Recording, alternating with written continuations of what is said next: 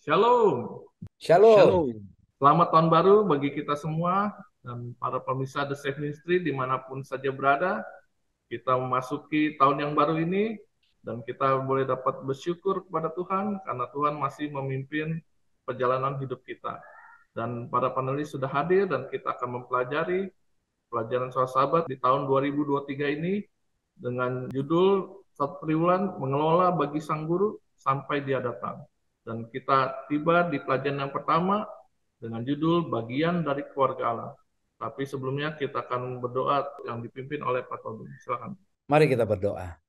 Ya Allah Bapa di surga, kuasailah kami Tuhan dengan Roh Kudus-Mu ketika kami bersama pemirsa The Safe Ministry akan belajar bersama dari firman Tuhan di dalam minggu ini.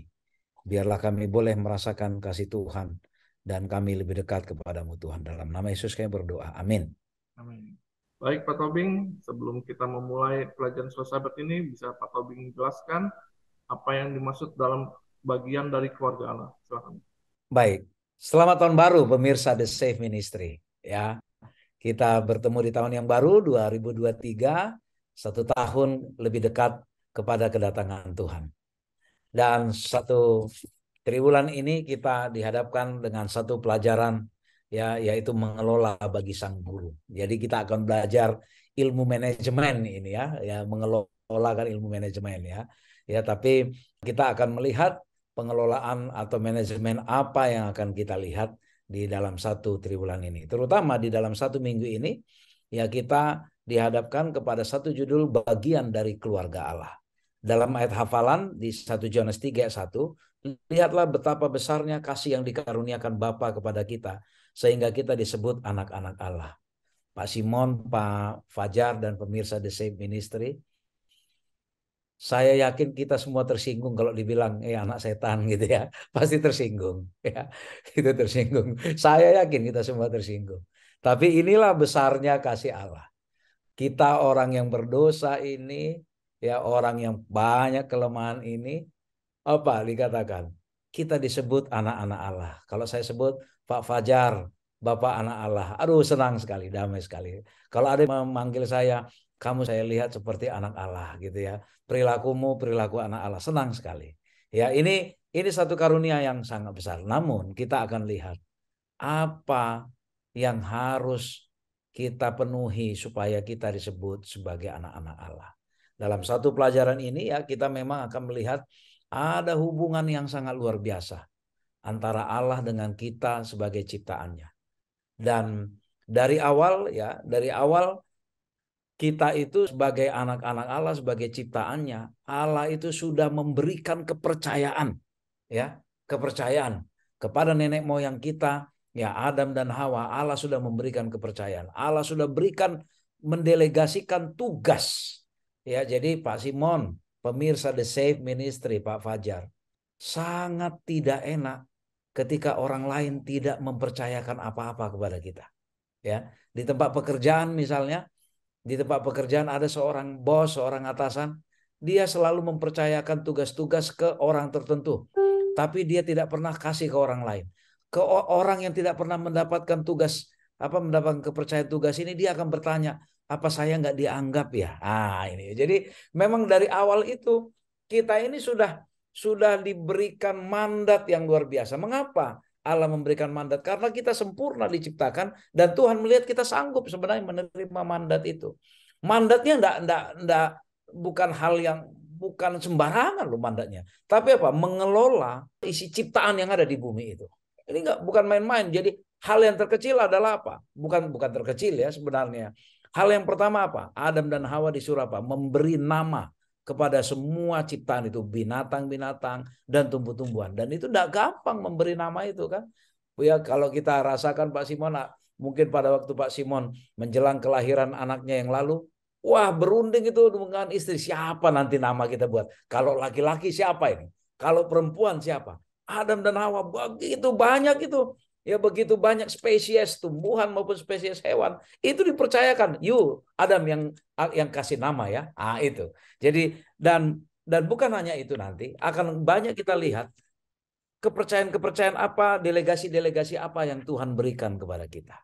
Ini yang akan kita pelajari selama 1 minggu ini. Lalu sebagai orang yang menerima delegasi, apa tanggung jawab kita? Demikian pemirsa sebagai pengantar bagi kita di dalam pelajaran 1 minggu ini. Baik, terima kasih Pak Tobing. Dan kita akan lanjut ke pelajaran hari Senin dengan judul Kita adalah bagian dari keluarga Allah. Apa yang dimaksud dengan ini, Pak Tobing? Silakan. Baik, pada waktu Yesus mengajarkan kita berdoa, ya, ada banyak pelajaran di dalam doanya itu ya, yang doa yang sering doa kami. Ya, apa dikatakan? Karena itu berdoalah demikian, Bapa kami yang di sorga. Ya, Bapa kami yang di sorga. Satu kalimat ini dalam sekali ya Pak Fajar ya. Bapa kami yang di sorga. Pada waktu kita berdoa, ya, kita sebagai orang berdosa sedang menghadap kepada oknum yang sangat suci dan penuh kuasa. Tapi ada satu kata yang Yesus ajarkan yang membuat jarak itu menjadi dekat. Bapa kami yang di sorga. Bapa ya. Jadi sangat dekat. Ya, kita datang kepada ini oknum Allah yang maha kudus, yang dalam keberdosaan kita tidak bisa melihat. Kalau di pelajaran di minggu sebelumnya ya, dalam keberdosaan kita tidak bisa melihat, tapi Yesus bilang aja Bapa kami yang di surga. Dekat sekali, dekat sekali. Ya, artinya apa? Ketika kita diajak untuk menyebutkan Bapa kami yang di surga, pikiran kita diajak kepada satu hubungan keluarga yang sangat dekat. Bukan orang asing. Ya, antara Allah dengan kita bukanlah sebuah hubungan yang asing, bukanlah hubungan yang sangat jauh, tapi hubungan keluarga. Ya, hubungan keluarga yang kapanpun kita bisa datang, Pak Simon. Yang kapanpun kita boleh bicara. Yang kapanpun kita perlu, kita boleh datang. Yang kapanpun kita merasa bersalah, kita boleh datang kepada dia, minta ampun. Inilah yang disebut bahwa kita adalah bagian dari keluarga Allah. Sebenarnya kalau kita pikirkan, kekudusan Allah sangat jauh jaraknya dengan keberdosaan kita. Tapi Allah memotong itu semua. Dia buat kita sangat dekat. Demikian Pak Simon yang disebut kita adalah bagian dari keluarga Allah. Baik, Pak Tobing. Saya ada pertanyaan ini. Bagaimana kita bisa belajar untuk berhubungan dengan orang lain agar boleh menjadi saudara-saudara kita?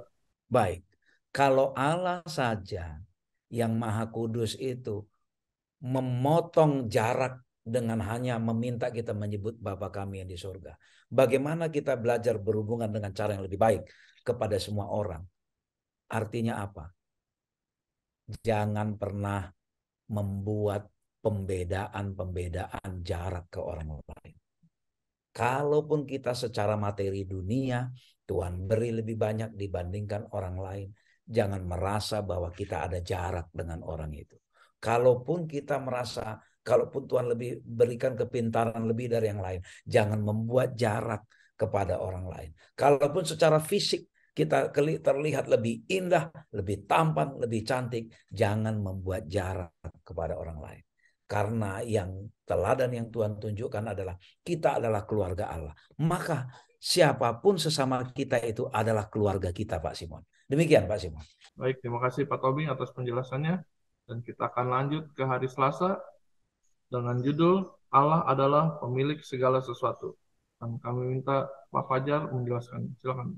Ya, Pak Simon dan pemirsa The Safe Ministry ya. Selamat tahun baru bagi semuanya pemirsa The Safe Ministry dimanapun saudara berada, yang ada di Indonesia maupun di Malaysia, bahkan mungkin di Amerika dan di kawasan Eropa lainnya ya. Puji Tuhan, kita dapat melihat bahwa pelajaran yang pertama ini yaitu bagian dari keluarga Allah, dan tentunya kita perlu memiliki satu pondasi yang sangat kuat. Jadi yang pertama Pak Simon, tentunya kita tahu bahwa Allah itu adalah pemilik segala sesuatu. Karena apa? Allah yang kita sembah, dia adalah sebagai pencipta, pencipta langit dan bumi. Di dalam kitab Kejadian 1 ya, kitab Kejadian 1, bahwa Allah menciptakan langit dan bumi itu selama 6 hari lamanya, dan dia berhenti pada hari yang ke-7. Kalau dia yang menciptakan, tentunya apa yang diciptakan itu adalah milik dia. Adalah milik dia. Kita akan coba lihat di dalam Mazmur 50 ayat yang ke-10 dan 12. Kita akan baca, sebab punyakulah segala binatang hutan dan beribu-ribu hewan di gunung. Aku kenal segala burung di udara dan apa yang bergerak di padang adalah dalam kuasaku. Ayat yang ke-12, jika aku lapar tidak usah kukatakan kepadamu, sebab punyakulah dunia dan segala isinya. Jadi firman Tuhan yang dicatat dalam Mazmur pasal yang ke-50 itu memberikan satu ketegasan bahwa segala sesuatu adalah milik daripada Tuhan karena dia sebagai pencipta. Bahkan Daud sendiri menyatakan dalam Mazmur 24 ayat yang 1, Tuhanlah yang empunya bumi serta segala isinya, dan dunia serta yang diam di dalamnya. Artinya bahwa memang Tuhan yang kita sembah adalah pemilik segala sesuatu. Ada satu cerita yang menarik ini Pak Simon dan pemirsa The Shift Ministry. Ada satu kerinduan dari Raja Daud. Raja Daud ini ingin membangun sebuah rumah bagi Tuhan. Rumah bagi Tuhan. Kemudian dia berbincang-bincang dengan Nabi Nathan. Tapi pada akhirnya firman Tuhan mengatakan yang akan membangun bait suci itu adalah anak daripada Raja Daud. Tapi Raja Daud mencoba untuk bernegosiasi untuk meminta barangkali mungkin saya akan menyiapkan bahan bakunya, bahan materialnya. Oh, baiklah. Akhirnya Raja Daud ini mengumpulkan semua bahan-bahan batu bata, kemudian kayu-kayu untuk membangun bait suci ini ya. Kemudian dia bikin drafternya, gambar rancang bangunnya ini. Jadi itu semuanya sudah dipersiapkan oleh Raja Daud. Nah, intinya daripada Raja Daud adalah poinnya bahwa dia menginginkan harta yang semua yang dikumpulkan itu ingin dikembalikan kepada Tuhan. Nah, itu satu pengakuan yang tulus daripada Raja Daud. Nah, bagi kita semuanya, poin yang penting untuk kita, apakah kita kaya ataupun miskin, kita yakin percaya bahwa Dia adalah pemilik yang sesungguhnya. Siapa? Yaitu Sang Pencipta, yaitu Yesus itu sendiri. Seberapa keras dan rajin dan jujurnya kita telah bekerja untuk mendapatkan harta di situ, kita yakin dan percaya bahwa itu semuanya bukan milik kita sendiri, tapi itu adalah milik Tuhan. Tuhan menyediakan untuk kita semuanya, supaya kita bisa kelola dengan baik. Disitulah pedoman yang pertama, yaitu Allah adalah pemilik segala sesuatu. Demikian Pak Simon dan pemirsa The Shift Ministry. Baik, terima kasih Pak Fajar. Mungkin ada pertanyaan nih Pak dari para pemirsa yang ingin tahu, jika Allah adalah pemilik segalanya, walaupun mungkin kita adalah orang yang tidak punya apa-apa, apa yang bisa kita berikan kepada Tuhan Pak sebagai wujud kasih kita kepadanya? Oke, baik. Kita tahu bahwa semua adalah milik Tuhan dan barangkali mungkin kita tidak memiliki apa-apa. Apa yang bisa kita berikan kepada Tuhan ya? Tentunya hati kita, pikiran kita ya. Pikiran kita, hati kita, waktu kita, pelayanan kita. Kita bisa juga berikan kepada Tuhan. Kita bisa kembalikan kepada Dia. Karena segala sesuatu adalah milik Tuhan. Waktu juga milik Tuhan itu sendiri. Kita bisa berikan waktu kita untuk pelayanan kita, Pak Simon. Kita membuka kelas untuk Bible study dan lain sebagainya. Gunakan waktu ini, kita berikan, kita kembalikan kepada Tuhan. Jangan sampai kita terlalu sibuk untuk mencari harta duniawi ya. Kita sibuk dengan kesibukan kita yang mungkin sia-sia. Tetapi kita gunakan waktu yang Tuhan berikan ini untuk pelayanan kepada Tuhan. Demikian Pak Simon. Baik, terima kasih Pak Fajar. Dan kita akan lanjut ini ke pelajaran hari Selasa dengan judul Sumber Daya Tersedia bagi Keluarga Allah. Kami minta Pak Tobing untuk menjelaskan. Silakan.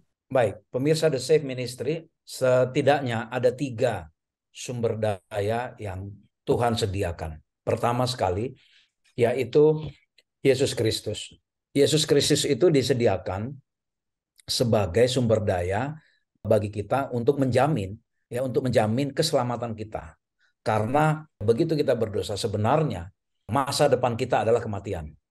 Tapi Tuhan menyediakan resources, sumber daya, yaitu kematian Yesus Kristus, untuk menjamin bahwa kita punya pengharapan untuk memiliki kehidupan kekal. Yang kedua, ya, sumber daya yang kedua adalah di dalam menghadapi kesulitan-kesulitan hidup, ya, di dalam mencukupi kebutuhan-kebutuhan hidup. Allah mengatakan bahwa apa? Tetapi carilah dahulu kerajaan Allah dan kebenarannya, maka semuanya itu akan ditambahkan kepadamu. Artinya apa? Ketika kita khawatir, ketika kita susah, ketika kita berpikir untuk memenuhi kebutuhan fisik kita di dunia ini, maka Allah mengatakan tidak usah khawatir, aku akan menambahkan kepadamu Asalkan kita apa? Mencari dahulu kerajaan Allah. Artinya yang kedua, sumber daya yang kedua adalah jaminan bahwa Allah sangat peduli terhadap kehidupan fisik kita. Yang ketiga adalah ketika kita merasakan keraguan-raguan, ya keraguan-raguan, merasakan bimbang, merasakan bahwa kita katakanlah lemah iman atau merasakan bahwa kita tidak ada pegangan dalam hidup ini, maka sumber daya yang ketiga adalah Allah menyediakan Roh Kudus sebagai penghibur. Ya, Roh Kudus sebagai penghibur. Inilah tiga sumber daya yang sangat powerful, yang sangat berkuasa Tuhan sediakan bagi kita sebagai jaminan, ya sebagai jaminan sebagai anggota keluarga Allah. Bukankah ini suatu kondisi yang sangat menyenangkan ketika kita masuk diperhitungkan sebagai keluarga Allah, kita memiliki sumber daya yang kita perlukan untuk kita berhasil baik hidup secara jasmani maupun hidup secara rohani. Demikian Pak Simon. Terima kasih Pak Tobing atas penjelasannya. Tapi saya ada pertanyaan nih Pak. Ini adalah janji-janji Tuhan kepada kita. Nah, untuk kita mendapatkan itu apa yang harus kita lakukan Pak? Baik, agar kita bisa mendapatkan sumber daya itu, Tuhan hanyalah memerlukan percaya kepadanya. Ya, percaya itu adalah berserah bahwa Allah yang sepenuhnya berhak kepada kita dan kita bertindak sesuai dengan yang kita percayai. Itulah yang diperlukan agar kita boleh mendapatkan karunia atas sumber daya yang Allah sudah sediakan itu. Baik, terima kasih Pak Tobing. Kita akan lanjut ke hari Rabu dengan judul tanggung jawab anggota keluarga Allah. Kami minta Pak Fajar untuk menjelaskannya. Apa yang dimaksud dengan ini? Ya, sungguh sangat menyenangkan Pak Simon dan pemirsa The Safe Ministry bila mana kita itu menjadi bagian daripada keluarga Allah ya.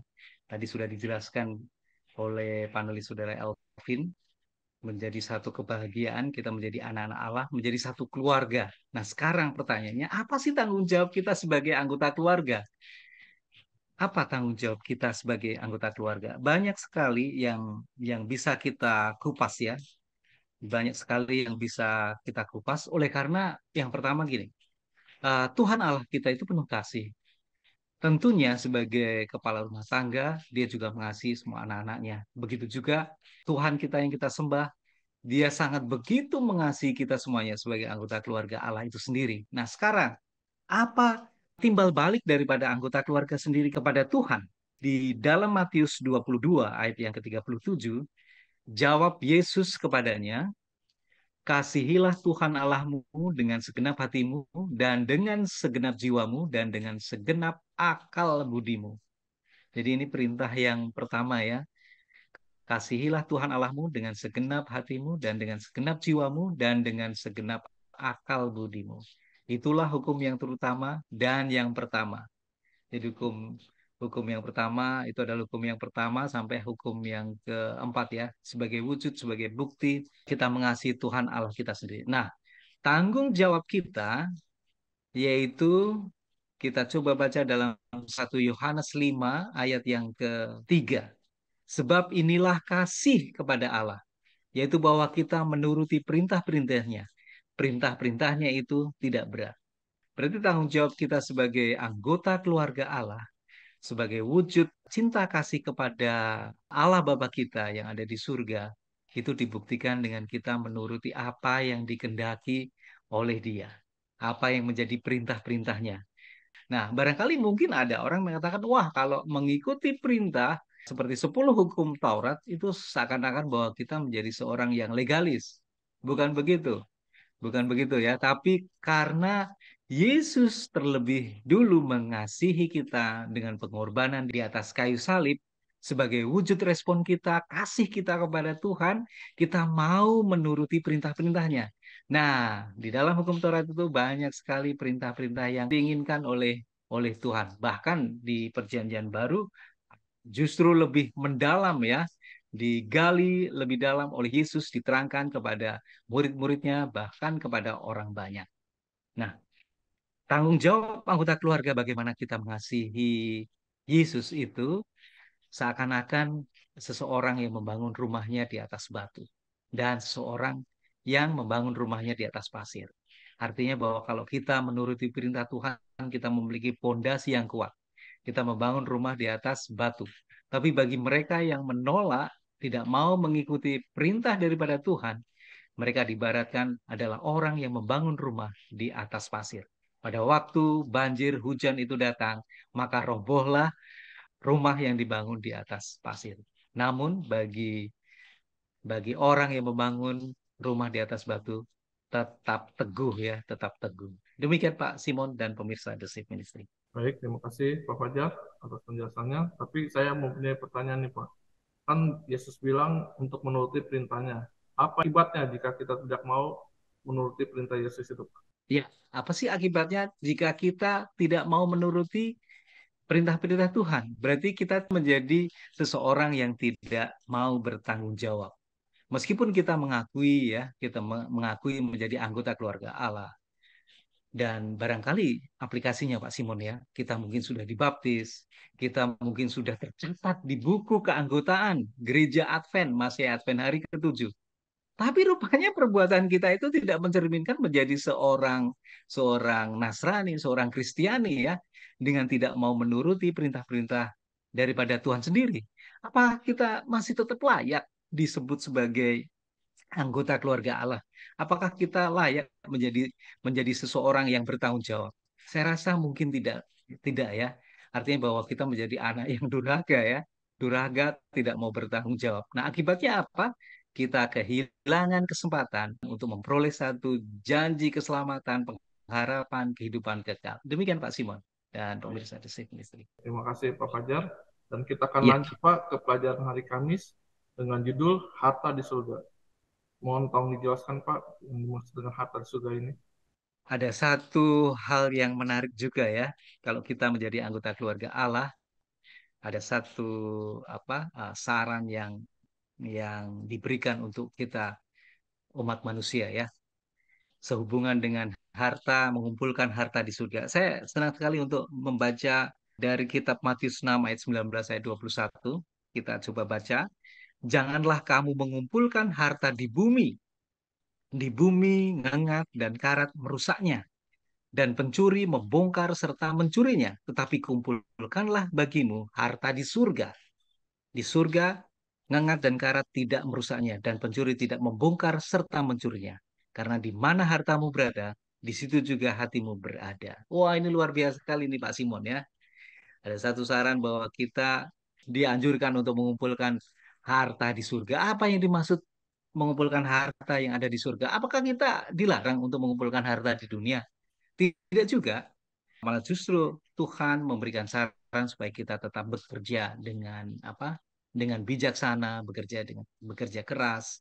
Nah, hasil daripada pekerjaan keras ini untuk membantu pekerjaan Tuhan. Ini yang hal yang menjadi luar biasa ya. Tidak salah untuk kita menjadi kaya, tapi jangan sampai kekayaan kita itu menutupi pandangan kita kepada Tuhan, menutupi pandangan kita jadi kita lupa akan pelayanan kita kepada Tuhan gitu ya. Nah, poin yang paling penting adalah bagaimana kita bisa mengumpulkan harta di surga dengan kesempatan kehidupan kita masih di atas dunia ini.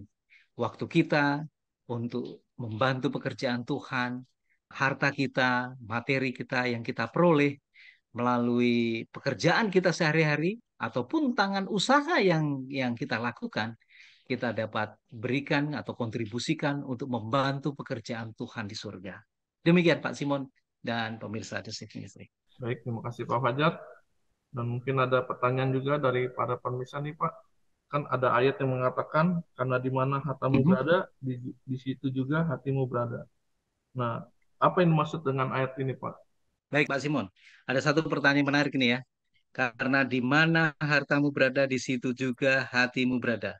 Apa yang dimaksud dengan ini? Sekali lagi ya, sekali lagi, pada waktu kita memiliki harta yang banyak, hati dan pikiran kita pasti akan tertuju di situ ya. Jangan-jangan harta kita itu akan menguras energi kita, menguras perhatian kita jadi lupa akan Tuhan. Kita lupa bahwa Tuhan itu adalah pemilik segala sesuatu.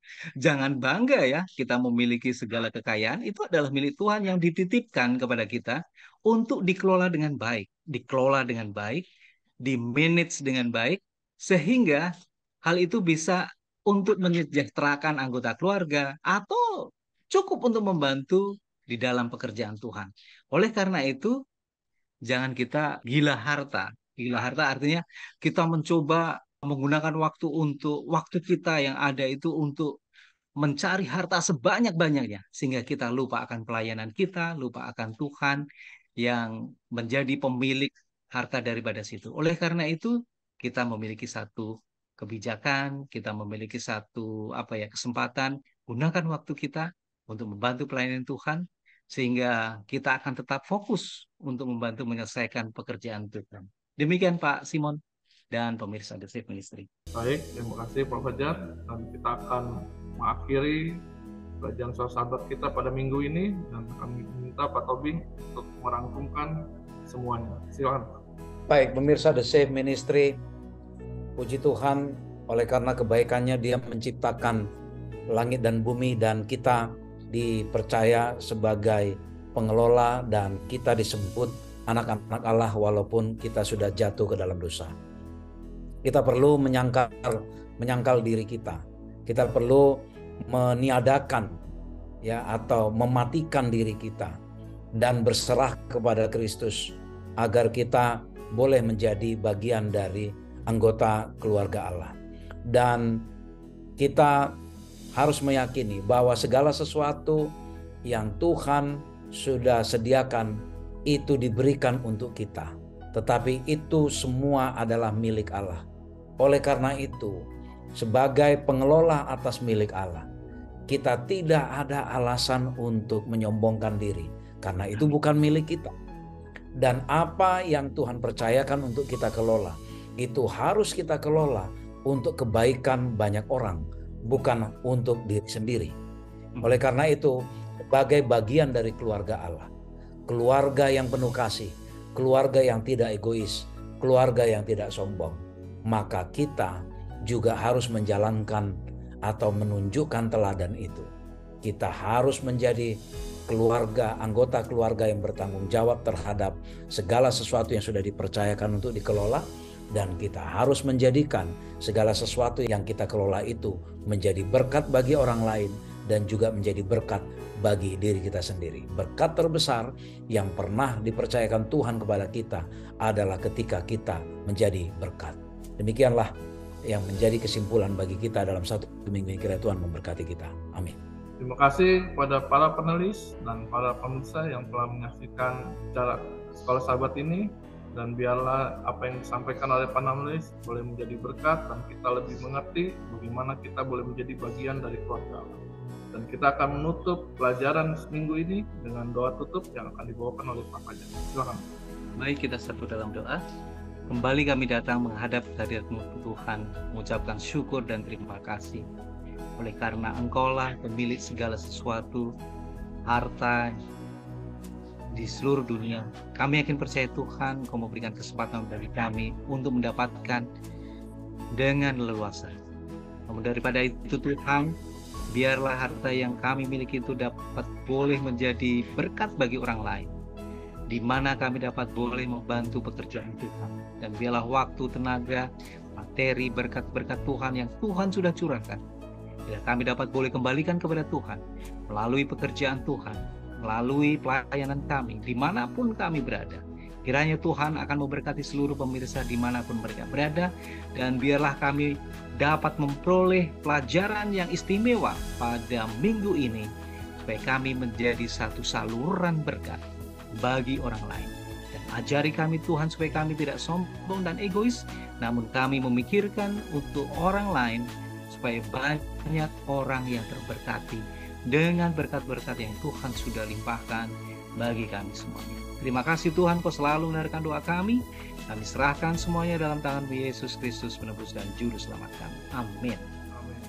Baik, terima kasih kepada para pemirsa yang telah menyaksikan video kami, dan biarlah kita akan melanjutkan untuk minggu-minggu ke depannya, dan kiranya boleh para pemirsa men-subscribe, men-komen atau men-share video kami agar orang lain juga mendapatkan berkat yang sama.